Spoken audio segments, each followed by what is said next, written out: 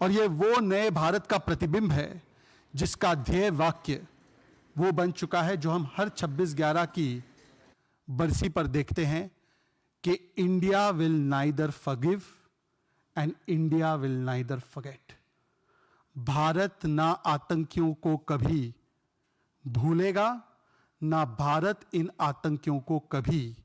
माफ करेगा। चाहे पाताल ही सही, हम पाताल में भी घुसकर आतंकियों की गर्दन पर हाथ रखकर उन्हें खींचकर न्याय के पथ पर लाने का दमखम रखते हैं। ये उस नए भारत के संकल्प का प्रतिबिंब है। ये भारत की आज की जो है संकल्पित एक मानसिकता है। आज केवल 138 भारतीय विक्टिम्स के लिए ही नहीं, बल्कि 26/11 में जो मारे गए US, Israel, France, Germany, Italy, Malaysia समेत कुल 17 से 18 देशों के विक्टिम्स, उनके लिए न्याय के पथ पर एक बहुत बड़ा कदम है इंसाफ की ओर। It is a big step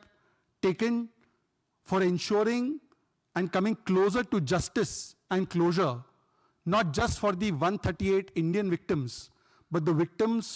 from many other countries, including the United States, Israel, France, Germany, Canada, Malaysia, almost 17 countries. आज तुकाराम ओमरे से लेकर मेजर संदीप उन्नी कृष्णन, आज हवलदार गजेंद्र सिंह से लेकर मुंबई पुलिस के जाबाज पुलिस ऑफिसर विजय सालास्कर, हर एक शहीद सुरक्षाकर्मी के प्रति, हर एक शहीद एनएसजी कमांडो के प्रति ये भारत की भावपूर्ण श्रद्धांजलि भी है। और ये एक ऐसा स्टेटमेंट है कि भारत के जो भी सुरक्षाकर्मी हैं, उनकी शहादत, उनकी कुर्बानी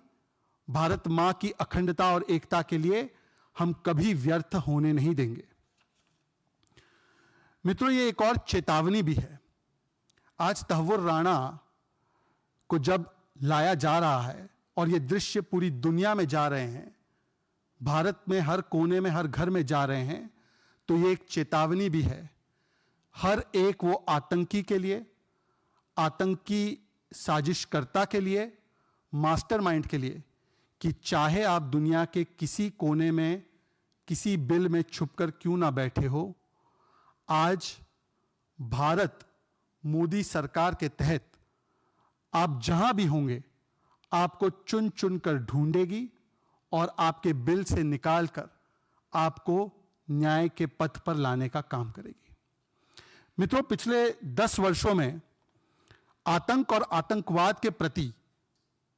हमारा एक सी चेंज हुआ है एटीट्यूड में, और आज का जो एक्सट्रेडिशन है वो उसी का दरअसल एक सिम्टम है, एक प्रतिबिंब है, जो 10 वर्षों में आतंक और आतंकवाद के प्रति एक चेंज्ड माइंडसेट और एक चेंज्ड एटीट्यूड है। आपको याद होगा, इससे पहले 2004 से 14 के बीच में खासकर ऐसा कोई महीना नहीं होता था जहां पर भारत के किसी बड़े शहर में कोई बड़ा आतंकी हमला ना हुआ हो। आपको याद होगा 2005 में दिल्ली, 2006 में वाराणसी, 2007 में लखनऊ, 2008 में जयपुर, बेंगलुरु, अहमदाबाद, दिल्ली, मुंबई, अगरतला, रामपुर, 2009-10 में असम और पुणे, 2011 में दिल्ली, 2013 में हैदराबाद, बेंगलुरु, बोधगया, अलग अलग जगहों पर और बड़े बड़े शहरों पर आतंकी हमले जैसे नॉर्मलाइज हो गए थे। और जब भी कोई आतंकी हमला होता था तो स्टैंडर्ड ऑपरेटिंग प्रोसीजर यही होता था कि भारत मूक दर्शक बना अंतर्राष्ट्रीय मंचों पर केवल और केवल अपनी दलील रखता था, रिपोर्ट रखता था, परंतु ऐसे आतंकी और ऐसे आतंकवाद को प्रायोजित और स्पॉन्सर करने वाले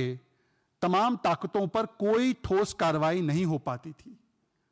उल्टा उन अंतर्राष्ट्रीय मंचों पर अक्सर उस समय के नेता और उस समय का नेतृत्व और सरकार गिड़गिड़ाते नजर आते थे, परंतु उन तमाम प्रयासों से भारत को कोई जीत आतंकवाद के खिलाफ हासिल नहीं होती थी। पर आज हम देख सकते हैं कि जहां पर हर वर्ष 700 से अधिक नागरिक मारे जाते थे प्रतिवर्ष आतंकी हमलों में, आज ऐसे बड़े आतंकी हमले हमारे बड़े शहरों में लगभग रुक चुके हैं, थम चुके हैं। पहले वोट बैंक के नाम पर आतंकवाद के प्रति एक सॉफ्ट कॉर्नर भी अपनाया जाता था और सॉफ्ट अप्रोच भी अपनाया जाता था। तराजू में तोला जाता था कि यदि आतंकवाद के प्रति कड़ा प्रहार किया गया, कड़ी कार्रवाई की गई, तो इससे कोई वोट बैंक में असर तो नहीं पड़ेगा। और उस समय तो आतंकवाद फैलाने वाले और आतंकवाद को प्रायोजित करने वाले लोगों को और आतंकवादी प्रायोजित देशों को मोस्ट फेवर्ड नेशन की तरह भी देखा जाता था। MFN, most favoured nation status दिया जाता था। आज जब आतंकी हमले, एकाध हमले अगर होते भी है, चाहे उरी में या चाहे पुलवामा में, तो आज MFN स्टेटस नहीं, मोस्ट फेवर्ड नेशन स्टेटस नहीं, बल्कि आज MTJ, मुंह तोड़ जवाब स्टेटस दिया जाता है। आज घर में घुसकर एयर स्ट्राइक भी किया जाता है, घर में घुसकर सर्जिकल स्ट्राइक भी किया जाता है, और आतंकवाद के प्रति एक जीरो टॉलरेंस का अप्रोच रखा गया है। यह है एटीट्यूडनल चेंज आतंकवाद के प्रति जो हमने पिछले 10 वर्षों में देखा है। पाकिस्तान को अंतर्राष्ट्रीय मंचों पर बेनकाब करने के बदले 2004 से 14 के बीच में आपने देखा होगा कि कई बार आतंकी हमलों को व्हाइट वॉश करके पाकिस्तान से दोष हटाकर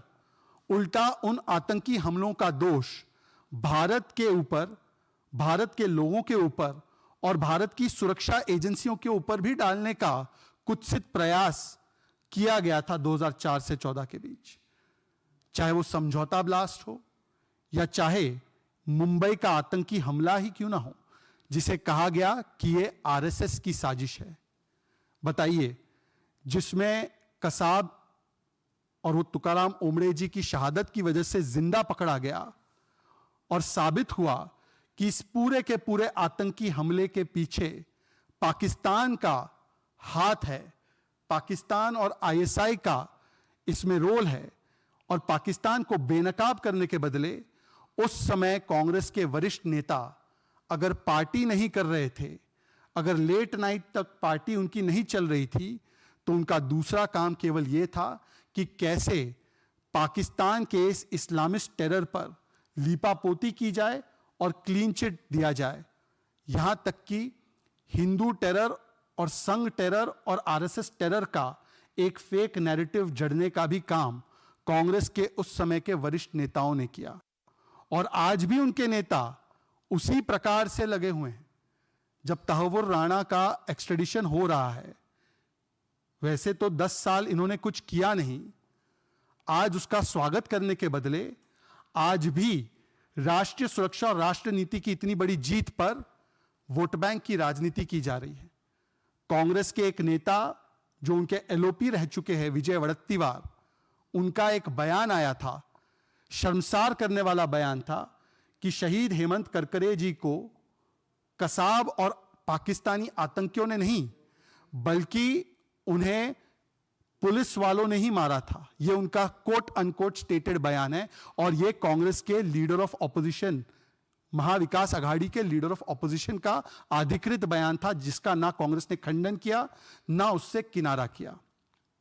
जब 26/11 हुआ था, तो आपको याद होगा, और आज भी मैं कई टीवी चैनल्स पर देख रहा था, एक इंटरव्यू किया गया था जो उस समय हमारे एयरफोर्स के चीफ थे, श्रीमान फली मेजर। और श्रीमान फली मेजर ने बताया कि किस प्रकार से उन्होंने उस समय की सरकार, उस समय के नेतृत्व से कहा कि अब इस आतंकी हमले का हमें मुंह तोड़ जवाब देना चाहिए। इसका मतलब कि आज जो हम सर्जिकल स्ट्राइक या बालाकोट एयर स्ट्राइक देखते हैं, उसकी क्षमता करने की क्षमता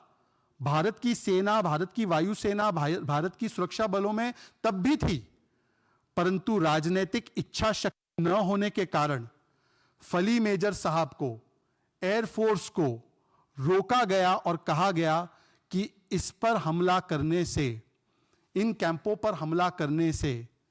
फायदा राजनीतिक रूप से किसी और को चला जाएगा और इसीलिए यह राजनीतिक फायदा किसी को ना पहुंचे और हमारे वोट बैंक में नुकसान या सेंधमारी ना हो, इसीलिए 26/11 के बाद जो निर्णायक कार्रवाई करनी चाहिए थी उससे भारत के सेना और सुरक्षा बलों को रोका गया। और यह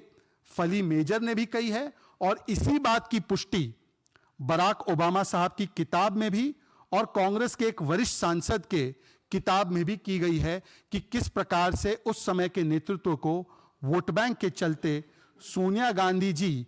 और उस समय गांधी परिवार जो एनएसी चलाता था, मतलब कि वही सुपर प्राइम मिनिस्टर था एक तरह से, उन्होंने ओवररूल कर दिया किसी भी प्रकार की ठोस कार्रवाई करने से। अंतर्राष्ट्रीय मंचों पर ग्लोबल डिप्लोमेसी के माध्यम से जिस प्रकार से आज अनेकों देशों से लगभग 17 से 18 ऐसे फ्यूजिटिव्स को वापस लाने का काम भारत की सरकार, मोदी सरकार ने पिछले कुछ वर्षों में किया है, चाहे वो यूएई से हो, चाहे वो थाईलैंड से हो, अनेकों देशों से हो, चाहे वो यूनाइटेड स्टेट्स से हो। यह भारत की कूटनीतिक जीत का भी, भारत के बढ़ते हुए डिप्लोमैटिक स्टैचर का भी, भारत के ग्रोइंग पॉलिटिकल ग्लोबल इन्फ्लुएंस का भी एक परिचायक है और भारत की एजेंसीज के बीच में इंटर एजेंसी कोऑर्डिनेशन किस प्रकार से आज काम कर रहा है उसका भी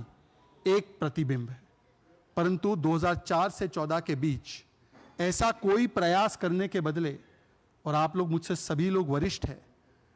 ग्लोबल प्लेटफॉर्म पर जाकर,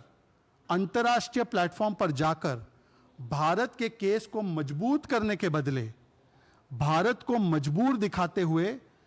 शर्म अल शेख में ऐसा डिक्लेरेशन साइन किया गया, ऐसा डिक्लेरेशन दिया गया जिससे कि भारत पर ही दूसरे देशों में और दूसरे जगहों पर आतंकवाद फैलाने का आरोप लगा।